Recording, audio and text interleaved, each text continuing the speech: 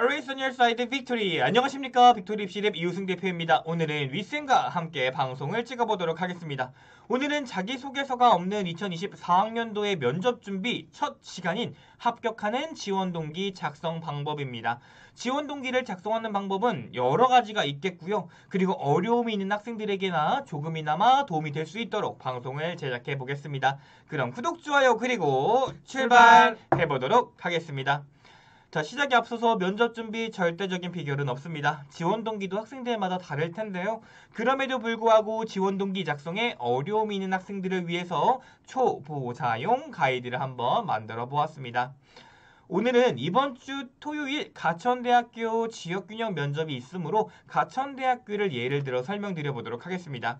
몇 배수가 선발하는지 그리고 몇 %인지 이렇게 체크를 해 주셔야 되고요. 그리고 면접에서 무엇을 물어보는지를 체크해 봐야겠죠.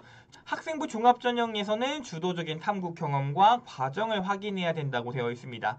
그렇다면 지역균형의 대답은 의지가 보일 수 있도록 해야겠고요. 가천 바람개비는 활동의 과정이 보일 수 있도록 답을 해야겠습니다.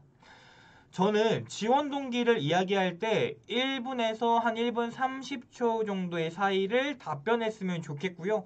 글자 수로는 한 350자에서 한 450자 정도가 적절하다라고 판단을 합니다.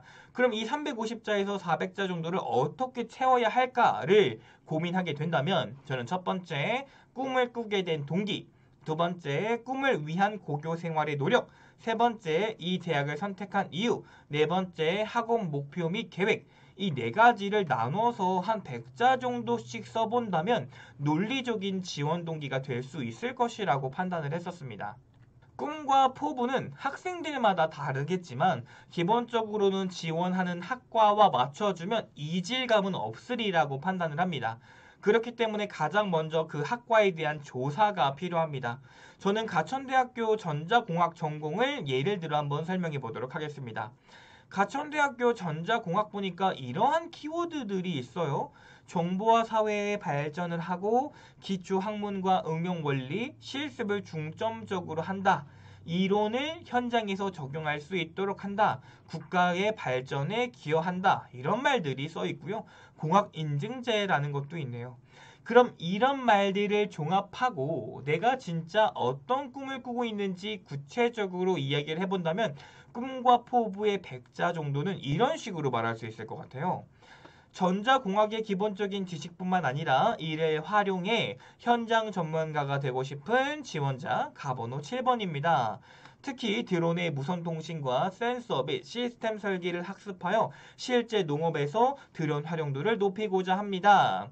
이렇게 말을 하게 되면 가천대학교의 전자공학에서 중점적으로 말하는 현장 전문가와 실습에 대한 이야기도 들어가 있고요. 나의 진짜 목표인 드론 활용도 들어갈 수 있었습니다. 두 번째는 꿈을 위한 고교 생활의 노력 100자인데요. 우선 생기부에 그러한 사실들이 있어야 합니다. 그리고 이번에 커리큘럼을 한번 확인해 볼 텐데요. 전자공학에서는 신호, 통신, 센서, 회로, 제어공학 이런 것들을 배우고 있다고 합니다. 그러면은 우리는 비록 생기부에는 회로 설계와 센서, 제어공학 이런 말들은 없지만 탐구 활동을 하고 보고서를 작성하는 부분에서 이론을 했다는 이야기를 한번 해볼 수도 있겠고요. 다시 공부를 하고 조사도 조금 더 해봐야겠죠. 본인의 생활기록부와 학교 커리큘럼을 합쳐서 꿈을 위한 고교 생활의 노력에 조금 더 추가를 해보자면 이렇게 말할 수 있을 것 같아요. 농업용 드론 상용화를 위해 회로 설계와 센서, 제어공학을 학습했고 댐핑과 주파수를 공부하면서 이론적 지식을 습득할 기회가 있었습니다. 농업 종사자 연령을 고려하여 쉽게 농약을 뿌릴 수 있도록 드론을 활용한 농업기술 발전이 제 목표입니다. 이런 식으로 말씀을 드릴 수가 있겠죠. 세 번째, 자, 이제 가장 중요한 이 대학을 선택한 이유에 대해서 이야기를 해 주셔야 됩니다. 사실 이 대학 왜 썼냐고 묻는다면 당연히 성적 맞춰서 들어왔을 겁니다. 그건 입학사정관님들께서도 알고 있을 것이고요. 그럼에도 불구하고 왜 우리 학교에 오게 되었는지, 그럼에도 불구하고 우리 학교여야만 하는 이유가 무엇인지를 듣고 싶은 겁니다. 그렇다면 이 대학교의 특성과 장점에 대해서 이야기를 해주는 게 좋습니다. 가천대학교 전자공학과 이야기를 보니까요. 교내에서는 가천대학교 창의적 공학설계 경진대회도 있고요. 취창업 진로 세미나, 대기업 취업 전략 준비, 케플러스 프로그램 이런 것들이 다양하게 학생들의 실무 역량을 위해서 노력하고 있다고 보여지고 있습니다. 이를 토대로 이야기를 해보자면 저는 이런 식으로 말을 할 수도 있을 것 같아요. 제 목표를 이루기 위해서 단순히 이론과 지식 습득만으로는 한계가 있었습니다.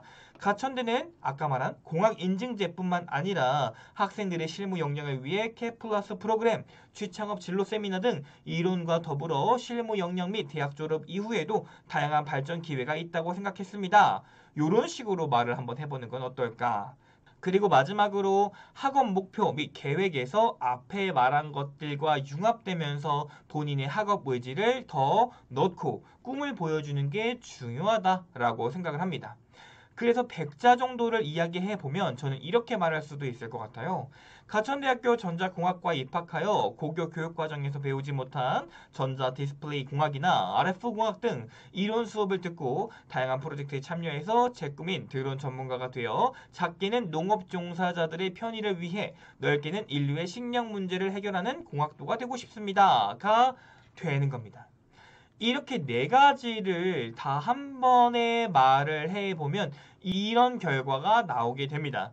제 목소리 톤과 기준으로는 1분 조금 넘게 나오는데요. 어때 보이시나요? 물론 우리 학생들이 작성한 게 더 좋을 수도 있을 겁니다.